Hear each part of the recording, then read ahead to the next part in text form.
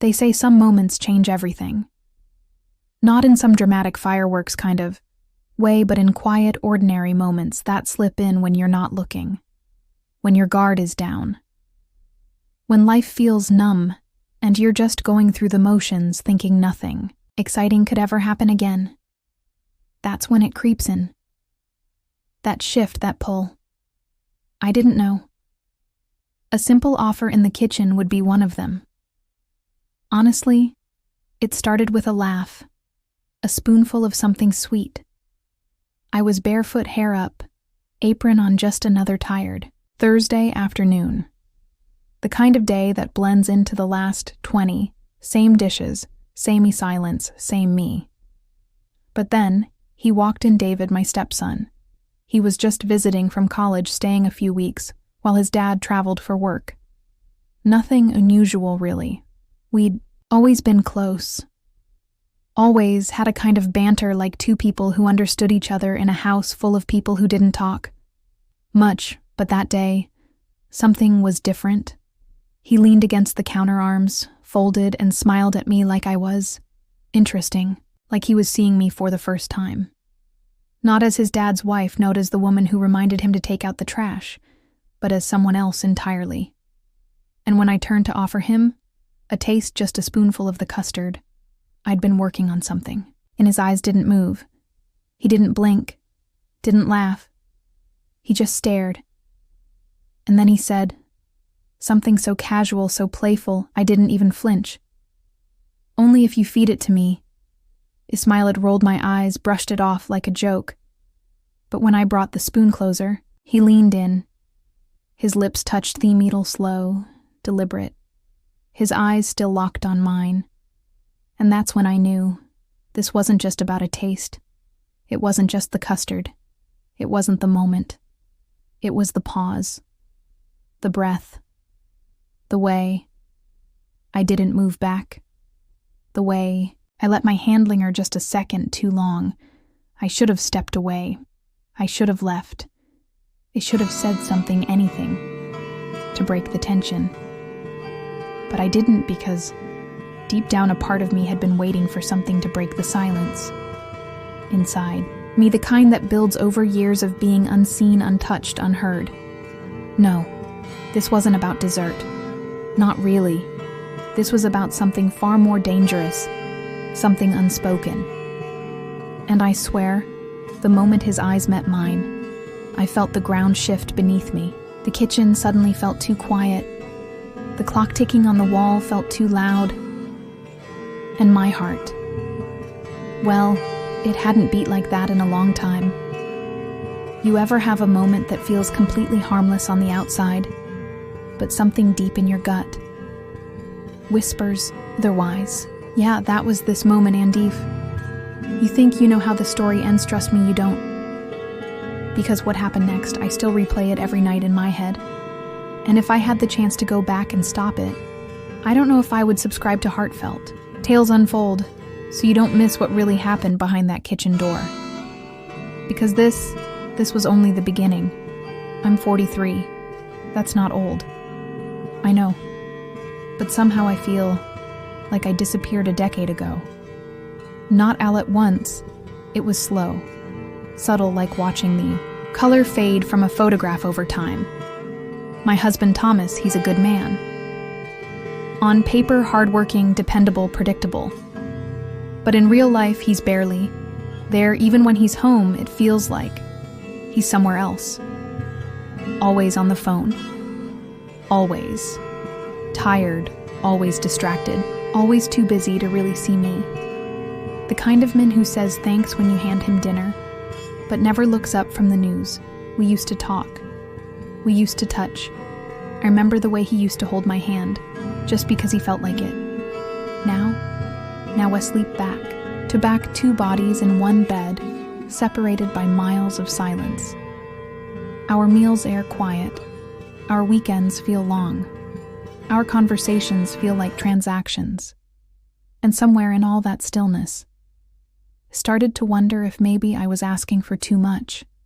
If maybe this was just what marriage looked like after 20 years. Then David came home. He's Thomas's son from a previous marriage. I've known him since he was 10. I helped raise him, taught him how to cook scrambled eggs, packed his school lunches, stayed up with him when he had the flu. But this David, the one who walked through the front door from college, he wasn't the same boy I remembered. He was taller now, his voice deeper, his eyes sharper, more aware. There was something behind his gaze, thoughtfulness, curiosity, a quiet confidence that didn't ask for attention, but seemed to command it anyway.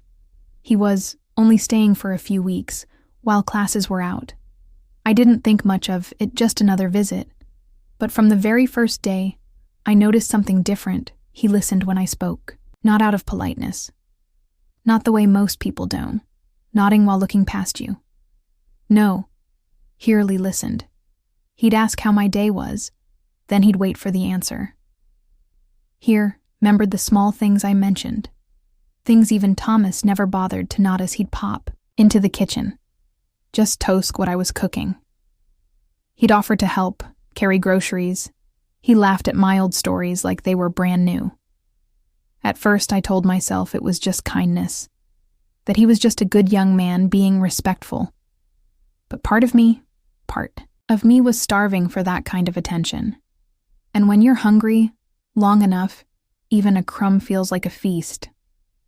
The house felt lighter when he was in it.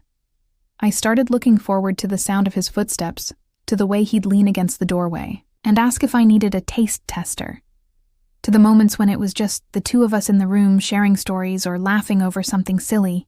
It was innocent. Completely innocent.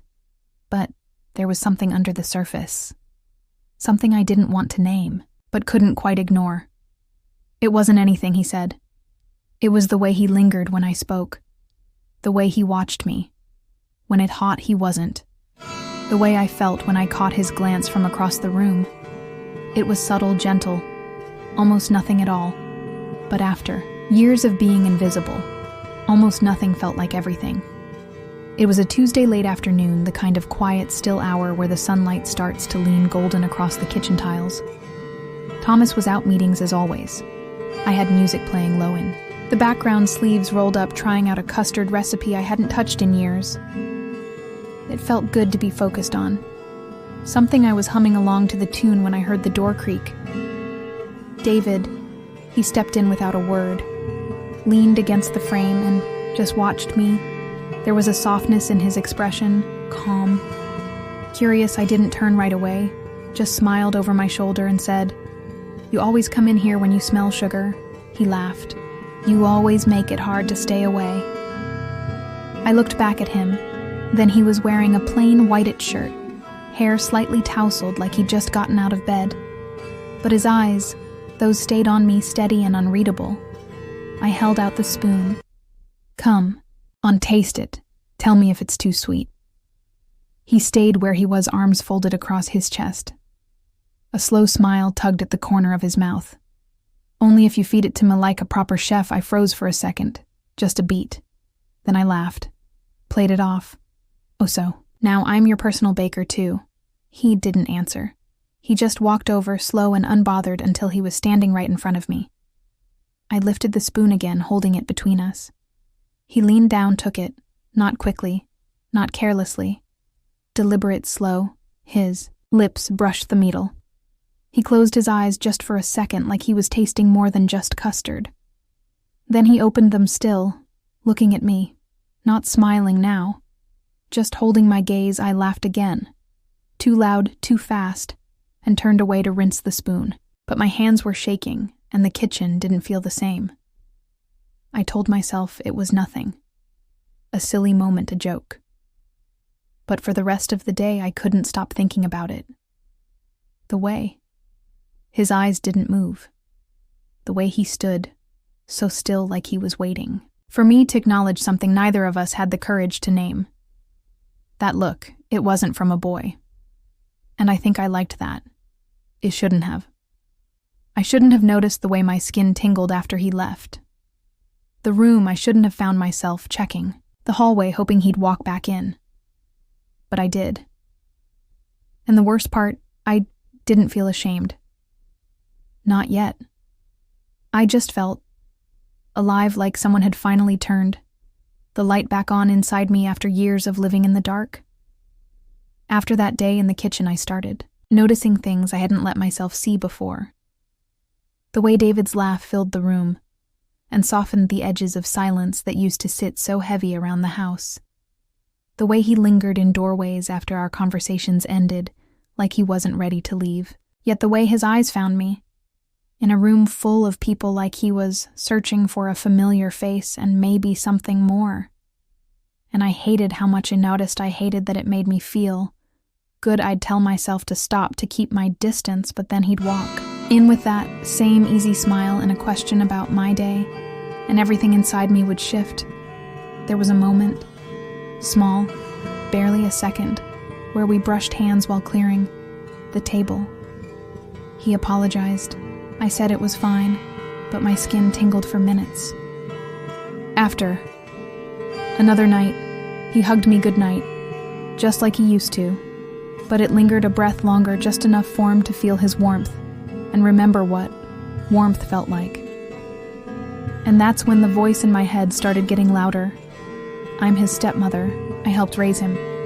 I've known him since he was 10. But then the other voice, the quieter one, whispered back, he's not a boy anymore, and I'm not dead inside. That part hurt to admit, but it was true, because somewhere between the ignored birthdays and the one-word conversations with Thomas, something inside me started to fade. I remember one birthday 2 years ago when I waited all day for a call, a note even, a text. Nothing. I made dinner that night, lit a candle for myself. He walked in, asked what was for dinner, then turned on the TV. Didn't even notice the cake. Didn't even ask why I looked tired. That night I cried in the shower. Not because he forgot, but because I wasn't even surprised. Since then I've been walking through life like a shadow. Moving, speaking, cooking, existing. But feeling had become something distant, something I used to do until David looked at me that way, and now I didn't know what to do with the way my chest fluttered when he entered the room, or the way I found myself changing shirts twice before dinner, or how often I caught myself wondering what he was thinking when he looked at me. Was it kindness? Was it curiosity? Was I imagining it all? I watched him closely, trying to find answers, and how he smiled at me. How he asked if I needed help with the groceries. How he lingered in the kitchen when he didn't need to be there. But I couldn't tell. Maybe I didn't want to know, because what if I was the only one feeling this? What if I turned my hunger for affection into some twisted illusion?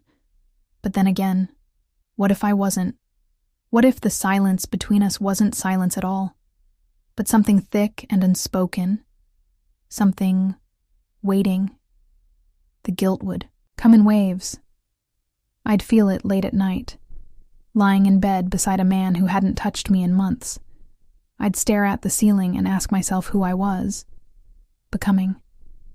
What kind of woman lets these thoughts take root? But then morning would come, and David would walk into the kitchen with sleepy eyes and a soft smile and ask if I slept okay. And I'd forget every promise I made to myself the night before.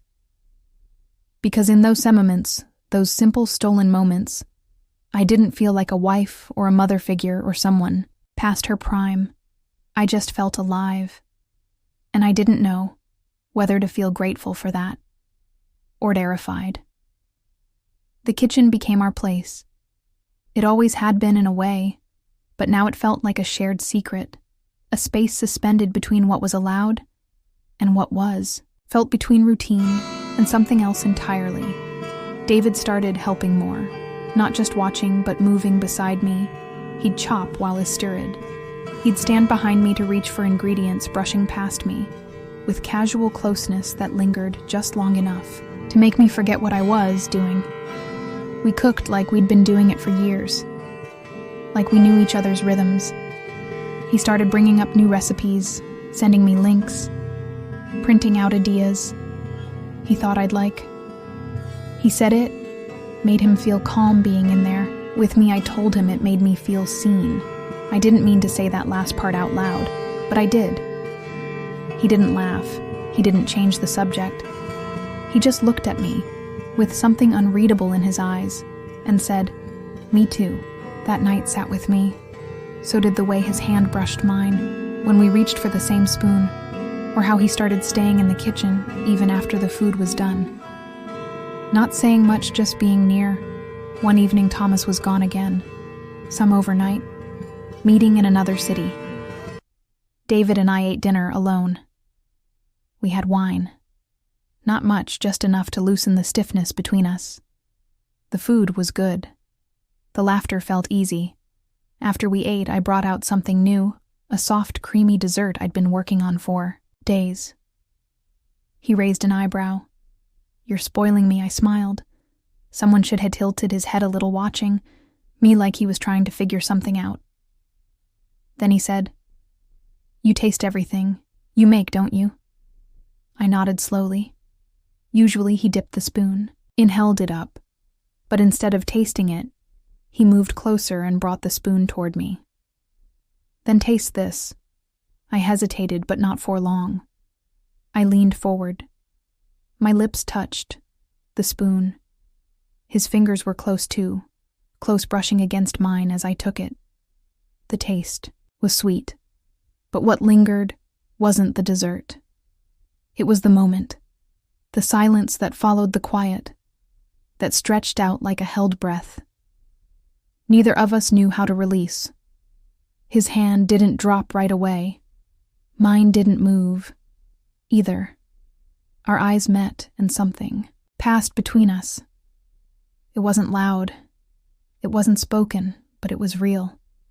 He didn't step back. Neither did I.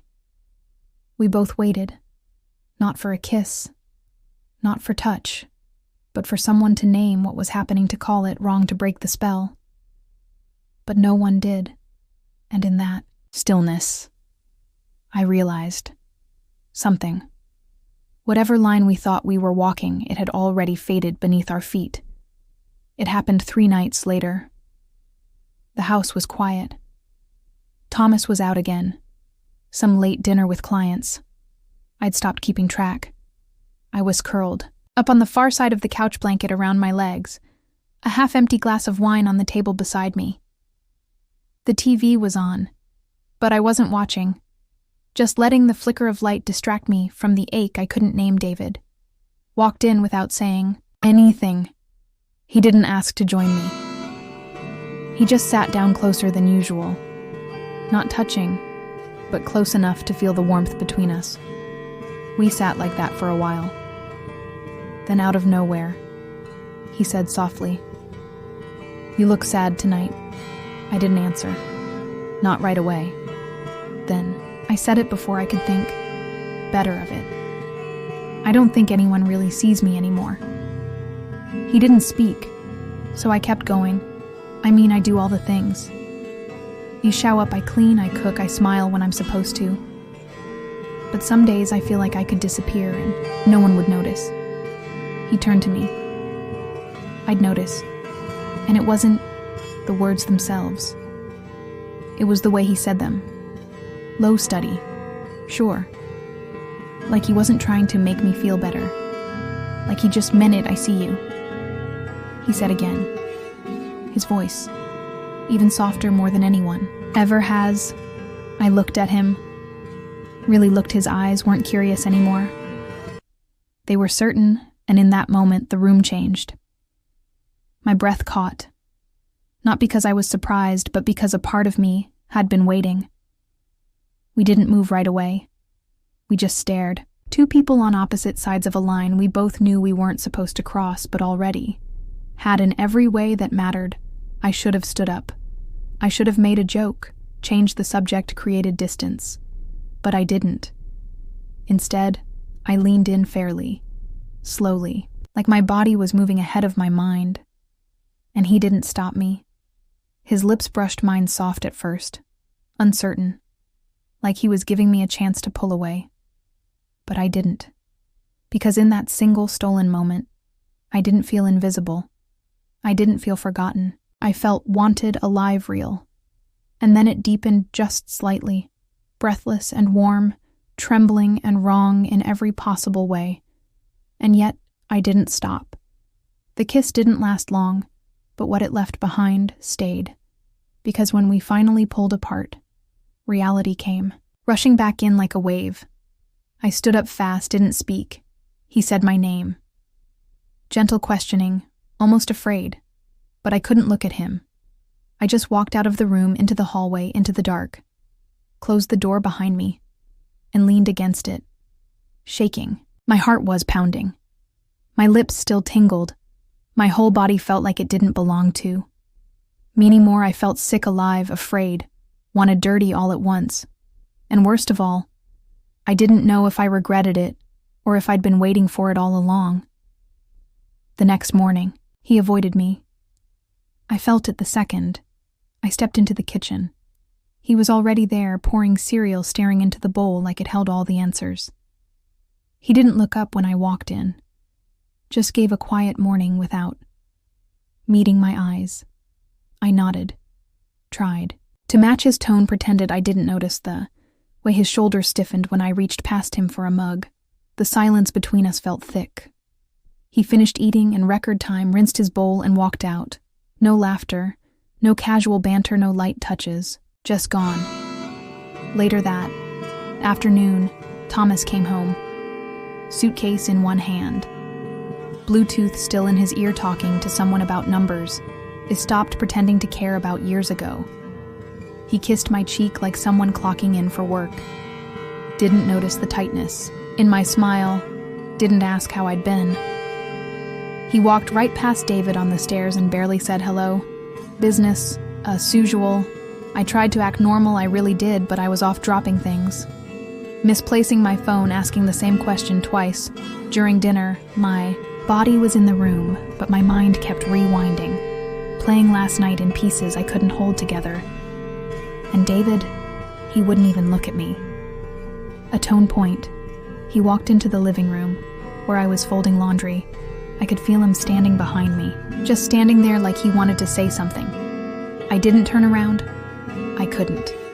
He finally said, "Can we talk?" And I said, "There's nothing to talk about." He paused, then walked away. I felt the words echo in the room after he left.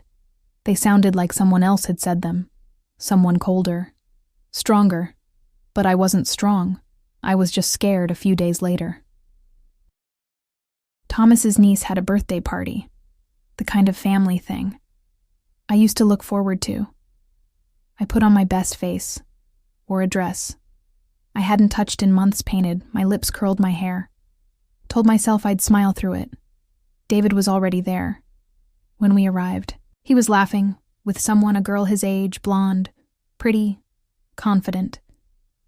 The way she touched his arm when she joked made something twist in my chest. I watched them from across the yard, watched the way he smiled at her, the way he leaned in, the way he looked, free. And I hated myself for how much it hurt. I turned away too fast and nearly knocked over a tray of drinks. I told myself I was being ridiculous. He was 19. She was beautiful. It made sense. But inside me, something cracked open. Hadit meant anything to him was, just some passing impulse. He regretted some fantasy. He indulged because the moment made it easy. Because when I looked at him, really looked, I couldn't tell anymore. He never brought it up again. Not with words, not with glances. It was like it never happened, except it did. And I was the only one still carrying it, like a secret carved into my skin. I started to wonder if he ever thought about it, if he replayed it like I did, if it kept him awake some nights, or if he had already moved on. And if he had, what did that say about me, that I was just a moment, just a mistake, just nothing? It happened on a Sunday night. The house was quiet, not peaceful, quiet, just empty. Hollow Thomas had gone to bed early. David was out somewhere, and I didn't ask where. I sat alone in the kitchen. Same chair, same cup of tea, same hum of the fridge in the background. But everything felt different, and I broke. Not loudly, not dramatically, just quietly. My hand started trembling first, then my chest. He tightened like it couldn't hold the weight anymore. And the tears came without warning. Not from my yayas, from somewhere deeper. Like something inside me had finally given up, pretending I covered my face and cried. For what I did, for what I wanted, for what I'd become. I thought about that night, the kiss, the stillness after the silence that followed us both. I thought about David's voice, his eyes, the way he hasn't looked at me since. And suddenly, I couldn't recognize myself. I'm a wife, a stepmother. I helped raise that boy, and still, I let something cross a line. Is war I'd never even walk near. What kind of woman does that? What kind of mother figure craves the attention of someone she was supposed to protect?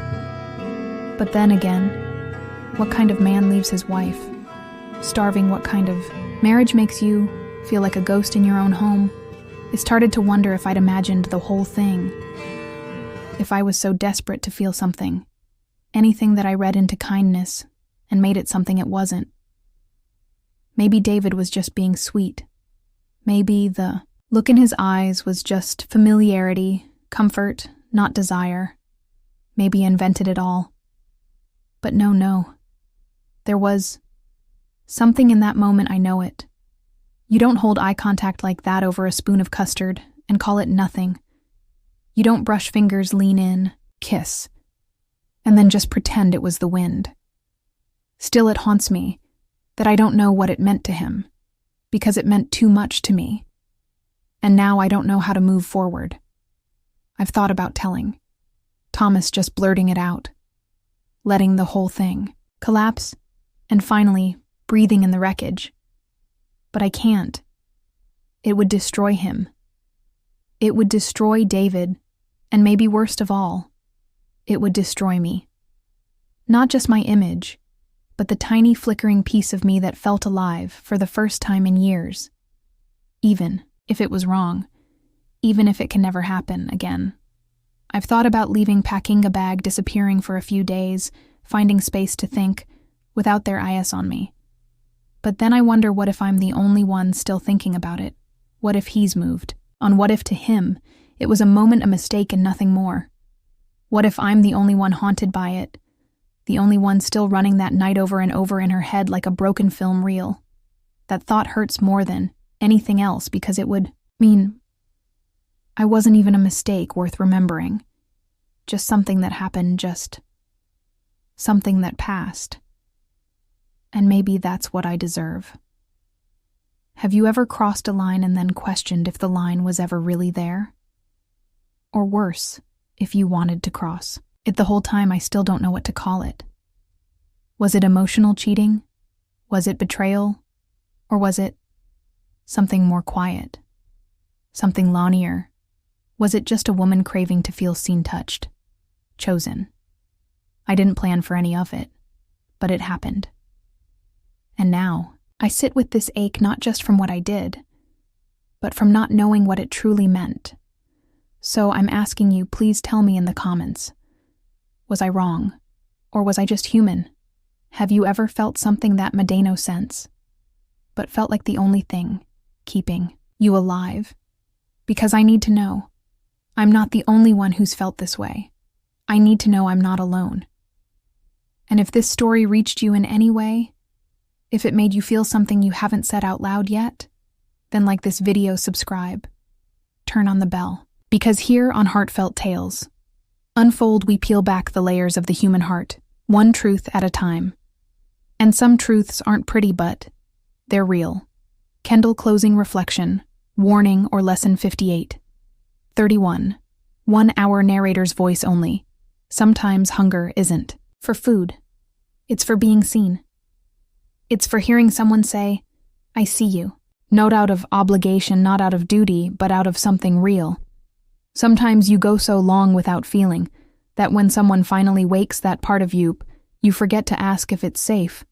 You just feel, but the cost of one taste might be the ache that never goes away. I'll never know if David remembers that moment the way I do.